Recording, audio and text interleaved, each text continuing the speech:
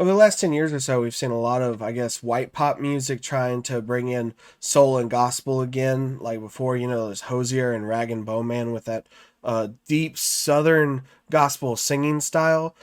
And none of that matters, but those vocals have really come into own for Zeal and Ardor with Mastermind. Key creator probably does most of the work as he created the first record by himself, Manuel Gagnou.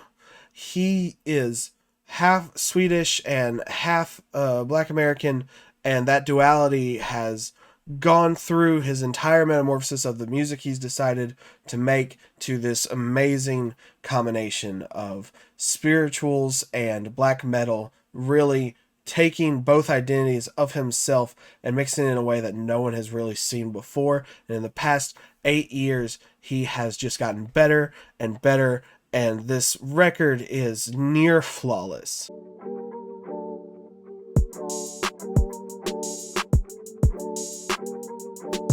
Zeal and Ardor is an experimental band first, regardless of the main attraction being Black American slave spirituals and a mix of, of course, European black metal. Manuel first got the idea in 2013 when he was looking at people to try to test his musical creation ability by taking two completely different genres that didn't go together. And he was asking people on 4chan and see if he could get it made in like an hour or so. And of course, one of the ones that stuck out to him most was someone saying black metal and black music, but, not using the word black, and instead of, using the N-word slur instead.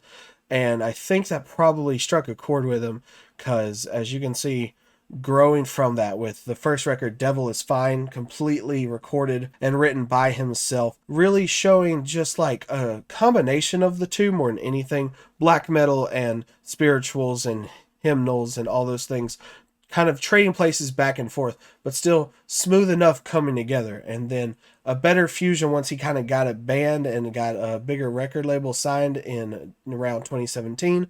2018, Strange Fruit, the sequel, came out, and it was just a better marriage and a better blend, and it improved so much. But even further, and then adding, I believe, the political discourse that probably plagues his mind and his creativity, and something that he has to push with his identity of this very unique genre blending music with his own personal, thoughts and feelings, with the idea of Zeal and Ardor in general being like, what if black people looked to Satanism instead of Christianity for their salvation during being slaves and growing out of that? The 2020 EP Wake of a Nation really bared the most strange fruit, for sure. I think it really took the political stance. It took that central anger and resentment of, I think, the placement in the world of what his purview is as a mixed race person, as a creative person who really wants to make a stamp on everything and really let people recognize the ability to do all these different things together that no one's really tried before. But it is his identity right now. No one's come close to this kind of shit. I think when you look at the most accessible and digestible parts of this record specifically, but maybe Zeal Ardor in general, it's if Marilyn Manson wasn't a white fuckboy shock jocker who was more about kind of, perversing his way through offending people and actually had something really important and angry to say. Because there is a lot of industrial and even some, really good nu metal nuances in here that he's used to deliver the black metal aspect and to make the hymnals and spirituals way more digestible for a modern American audience. The black metal influences and the spiritual influences are obvious throughout, but something I had noticed him say in an interview was that he's also very influenced by Deftones and Limp Bizkit. He calls it a guilty pleasure, and I think just in like the guitar, the way he is bringing that in to make everything really groovy and catchy and hypnotic, it really pulls you in. Especially with the new idea of taking, gospel and soul music and using that catchiness that is designed when singing spirituals, have everybody together and the layered vocals and the chanting, and mixing that in with the chuggy and hypnotic riffs of, nu metal and alt metal and industrial and even, grunge ideas. Just that kind of guitar, married with perfectly executed black metal screams. It just all keeps coming together. Every song feels different while all of its influences being the same, and him understanding how to rearrange those like 5 or 6 specific genre influences into something brand new. First real like song after the intro, which is also self-titled as the album is as well. Run Here really delivers what you're gonna expect for the rest. It is vile and vicious. It is very unrelenting. It is trying to claw out your morals through your eyes. It is degrading you. It is shaming you. It is scaring the fucking shit out of you while still just luring you in so hypnotically. It's not slow. It's telling you that this is the good shit. This is the good thing that you want to get addicted to. The devil is fine. The devil's totally okay is what he's been preaching for probably the perfect word since the first record, and all the way here to third. He has figured out almost completely how to marry it. They don't feel like spirituals for 1 second and then black metal for the next, and then back and forth. They are together in one cohesive unit, more here than his last like 3 releases. And I think that's really, really amazing and astounding that in just 8 short years he has perfected this style, and it's going to just get so much better. I know it is. There's a lot more like easier, kind of smooth, accessible chanting. I brought up Rag and Bone Man and Hosier earlier because that's, I think, the accessibility part is where he's really showing those guys how you're supposed to do it.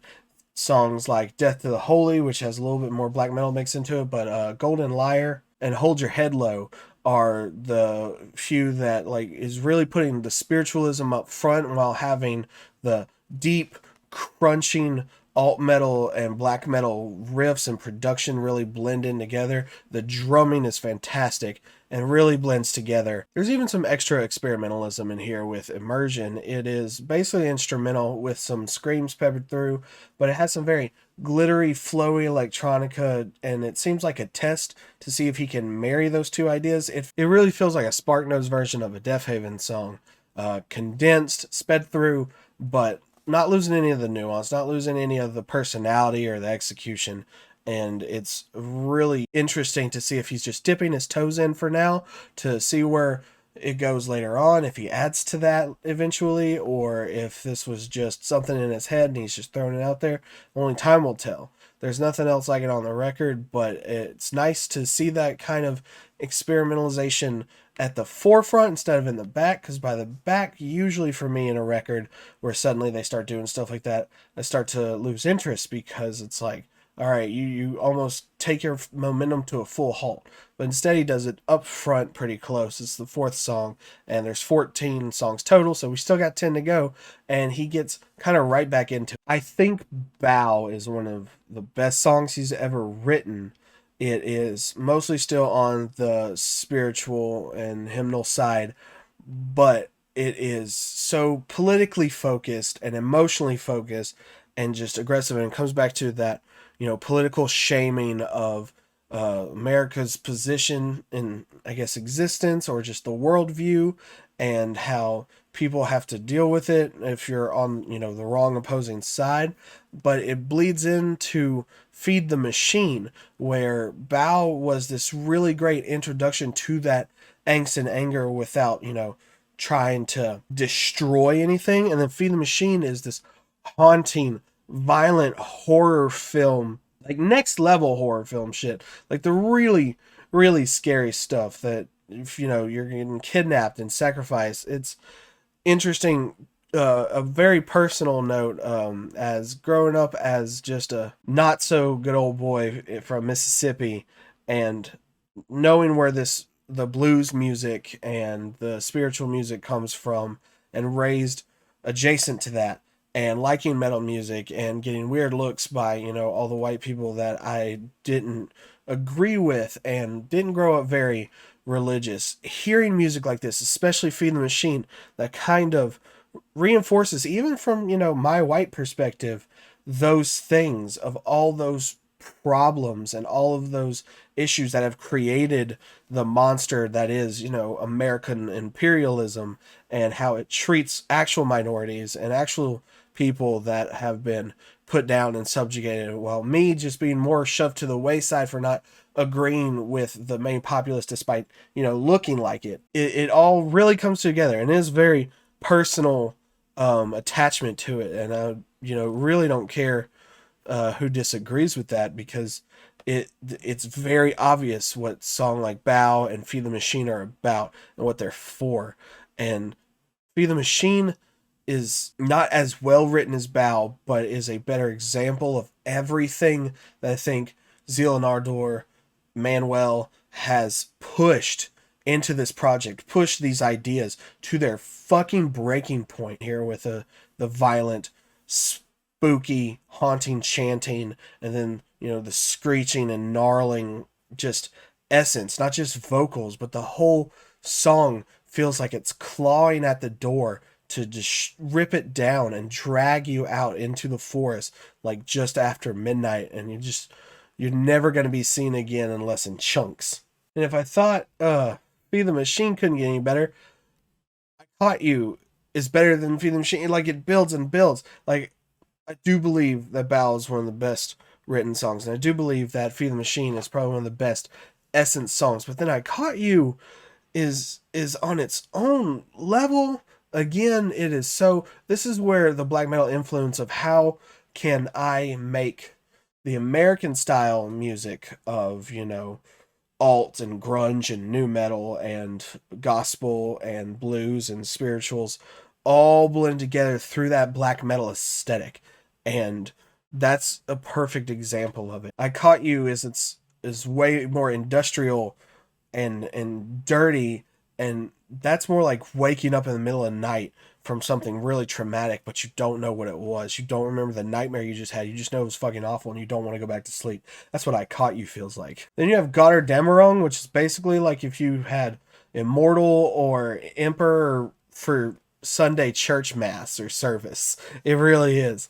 It has that high octane gospel, that hallelujah vibe, but through just the blistering drums and visceral screams and the raw emotion of more overly presented black metal, like those two bands, which I'm much more of a fan of than the more like traditional, like Mayhem or Dark Throne. I prefer the more showy black metal, where it still has all that essence to it, but it's bigger and louder and more all-encompassing, and still manages to find that like derisive, violent, encapsulating fear and hatred and anger and resentment for things that are not the way they're supposed to be or could be better for, a certain group of people. And Manuel has really tapped into that power and that struggle. He has come to possess that here, living, I think, as a black man in the world, but also in America for sure. Church Burn is probably the best like storytelling song on here,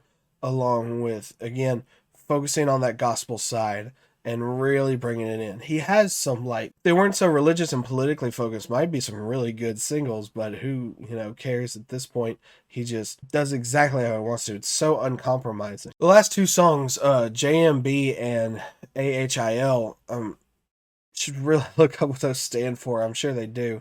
But they feel like two sides of the same coin. They parts 1 and 2.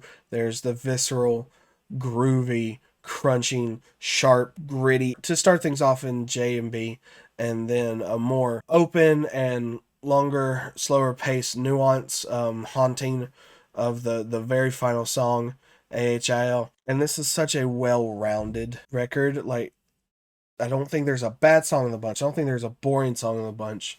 It is so hyper-focused. After a while, there's a couple of the like overly gospel songs that just stick to that with some heavy guitar and really good booming drums that, there's like 4 or 5 of them that kind of have that feel. So it's not necessarily monotonous. It's just like there's so much packed in here and everything else that it's just a little bit, if I had to find anything to like bother complaining about to say it's not, a perfect 10 out of 10 record, because I don't think it is, but it's pretty damn close. This is absolutely a 9, a hard solid 9, or a 9.25, which is my official rating, but you know, ratings don't matter as much as this is just something I'd highly recommend to anybody, especially if you want something different or new or challenging at all, that is trying to create something completely unheard of before. And 3 records in, Zeal and Ardor has continued, and I think that there's no stopping them from doing even more. Think that he's just finally cut open the surface and it's now pulling out bloody pieces of just underneath, and he's not even gotten like full arms in. He has not pulled out the entrails and the guts yet, or the bone. He hasn't gotten there, but he's going to, and it's going to be fucking astounding. There's already a nearly flawless effort, which I feel like for the most part it is. So 9.25, and that's it. I really love this record. I want to keep going back to it. I'm very addicted, but there's other albums I hope I get to this week. Tell me what you think about it. As always, like, share, subscribe if you feel like it, and if not, just thank you for listening as always, and have a great night.